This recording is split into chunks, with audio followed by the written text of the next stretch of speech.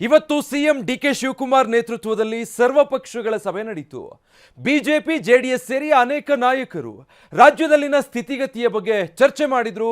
ಕಾವೇರಿ ವಿವಾದ, ಮೇಕೆದಾಟು ಯೋಜನೆ, ಕುಡಿಯೋ ನೀರಿನ ಬಗ್ಗೆ ಸಭೆಯಲ್ಲಿ ಮಾತುಕತೆ ನಡೆಯಿತು. ಈ ಕುರಿತ ಕಂಪ್ಲೀಟ್ ರಿಪೋರ್ಟ್ ಇಲ್ಲಿದೆ.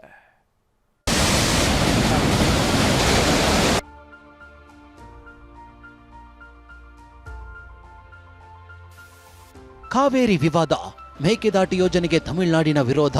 ಕೆಲ ದಿನಗಳಿಂದ ಕರ್ನಾಟಕ ಹಾಗೂ ತಮಿಳುನಾಡಿನ ನಡುವೆ ಸಂಘರ್ಷ ಏರ್ಪಟ್ಟಿದೆ. ರಾಜ್ಯದಲ್ಲಿ ಕುಡಿಯುವ ನೀರು ಇಲ್ಲದ ಸಮಯದಲ್ಲಿ ತಮಿಳುನಾಡು ಕಾವೇರಿ ನೀರಿಗೆ ಪಟ್ಟು ಹಿಡಿದಿತ್ತು. ಕಾವೇರಿ ನೀರು ನಿಯಂತ್ರಣ ಪ್ರಾಧಿಕಾರವು ನೀರು ಬಿಡುವಂತೆ ಕಟ್ಟಪ್ಪಣೆ ಹೊರಡಿಸಿತ್ತು. ಈ ನಡುವೆ ರಾಜ್ಯದ ಮೇಕೆದಾಟು ಯೋಜನೆಗೆ ತಮಿಳುನಾಡು ಅಡ್ಡಗಾಲು ಇಟ್ಟಿತ್ತು. ಈ ಬಗ್ಗೆ ರಾಜ್ಯ ಸರ್ಕಾರ ಇವತ್ತು ಸರ್ವಪಕ್ಷಗಳ ಸಭೆ ನಡೆಸಿತು. ಸಚಿವರು, ಕೇಂದ್ರ ಸಚಿವರು, ವಿಪಕ್ಷಗಳ ನಾಯಕರ ಜೊತೆಗೆ ಮುಕ್ತವಾಗಿ ಚರ್ಚಿಸಿತು.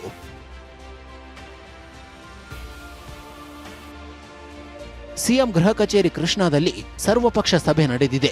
ಸಿಎಂ ಡಿಕೆ ಶಿವಕುಮಾರ್ ನೇತೃತ್ವದಲ್ಲಿ ಅನೇಕ ವಿಚಾರಗಳ ಪ್ರಸ್ತಾಪವಾಯಿತು. ಸಭೆಯಲ್ಲಿ ಮಾತನಾಡಿದ ಸಿಎಂ ಕಾವೇರಿ ವಿವಾದದ ಬಗ್ಗೆ ಮಾತನಾಡಿದ್ರು. ರಾಜಕಾರಣವನ್ನ ಪಕ್ಕಕ್ಕಿಟ್ಟು ನಮ್ಮ ರಾಜ್ಯದ ಹಿತಕ್ಕಾಗಿ ಎಲ್ಲಾ ಪಕ್ಷಗಳು ಒಟ್ಟಿಗೆ ನಿಂತಿರುವ ಚರಿತ್ರೆ ನಮ್ಮಲ್ಲಿದೆ ಅಂದ್ರು.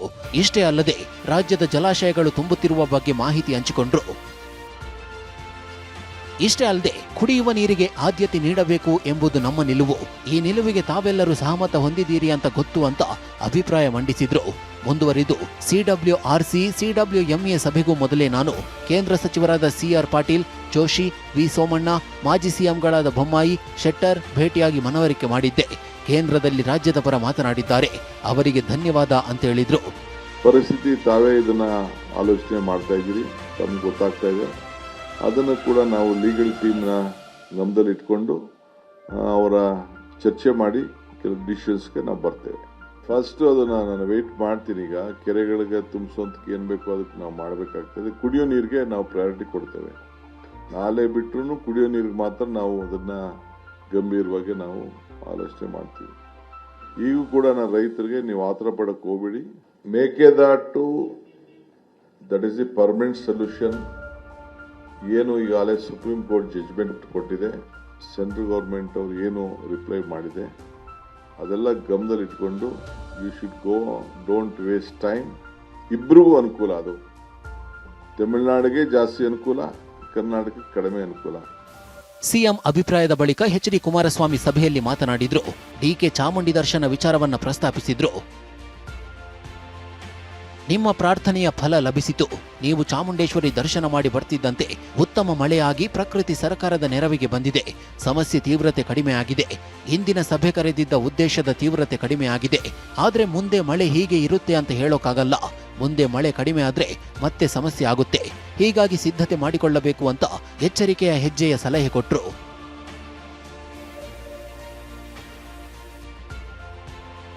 ಮತ್ತೊಂದು ಕಡೆ ಬಿಜೆಪಿ ನಾಯಕರು ಮೇಕೆದಾಟು ವಿಚಾರದ ಬಗ್ಗೆ ಪ್ರಸ್ತಾಪ ಮಾಡಿದ್ರು.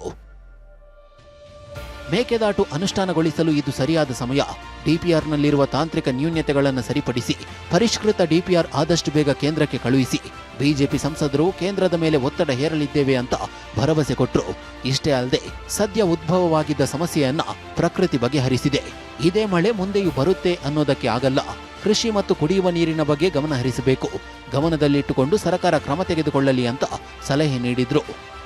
ಆ ಡಿಪಿಆರ್ ಅನ್ನ ತರಿಸ್ಕೊಂಡು ಅದರಲ್ಲಿರ್ತಕ್ಕಂಥ ಕೆಲವು ನ್ಯೂನತೆಗಳನ್ನು ಸರಿಪಡಿಸಿ ತಾಂತ್ರಿಕವಾಗಿ ಅದು ಯೋಜನೆಯನ್ನು ಮಾಡ್ತಕ್ಕಂಥದಕ್ಕೆ ಭಾರತ ಸರ್ಕಾರ, ರಾಜ್ಯ ಸರ್ಕಾರಕ್ಕೆ ಈಗಾಗಲೇ ತಿಳಿಸಿದೆ. ನಾವು ರೆಗ್ಯುಲೇಟರಿ ಬಾಡಿ ಮತ್ತು ಮ್ಯಾನೇಜ್ಮೆಂಟ್ ಬಾಡಿ ಸಿಡಬ್ಲ್ಯೂಆರ್ಸಿ ಮತ್ತು ಸಿಡಬ್ಲ್ಯೂಸಿ ಅಲ್ಲಿ ನಾವು ವಾದವನ್ನು ಮನ್ನಣೆ ಮಾಡಬೇಕನ್ನುವಂಥ ಸ್ಪಷ್ಟತೆಯನ್ನು ಇವತ್ತು ಸರ್ಕಾರ ತಿಳಿಸ್ಬೇಕನ್ನುವಂಥದ್ದನ್ನು ಹೇಳಿದ್ದೀವಿ.